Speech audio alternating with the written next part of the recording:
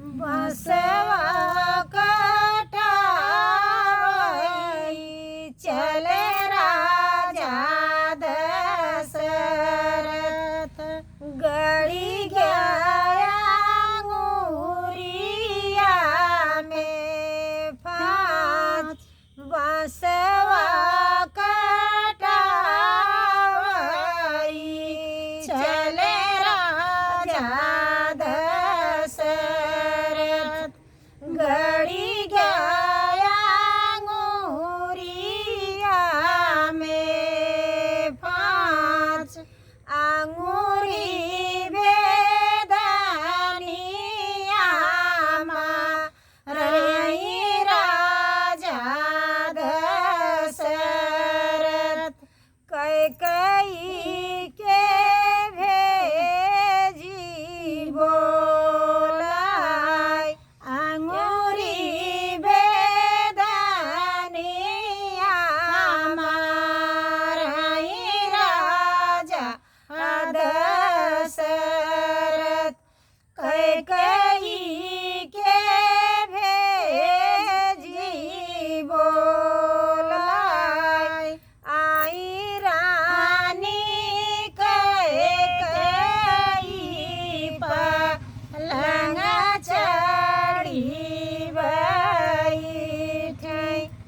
धरई अंगूरिया के पोर जवना मांगना तू मांगा रानी कैकेयी उहई मांगना हम देव।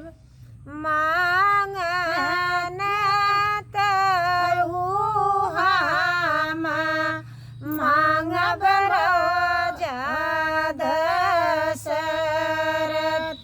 तोहरे बूते दहिया ना जाय मांगना तहु हम मांगब राजा दशरथ। तोहरे बूते दहिया ना जाय भरत के हमारे तू तिलक चढ़ावा। राम भेजहु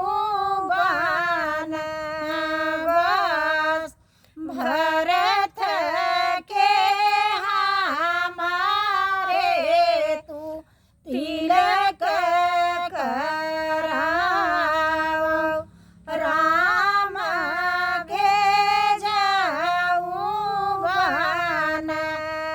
बनवास मांगना तहु तू मांगो रानी कैकेयी। मोरे बूते दहिया ना जाय मांगना तहु तू मांगो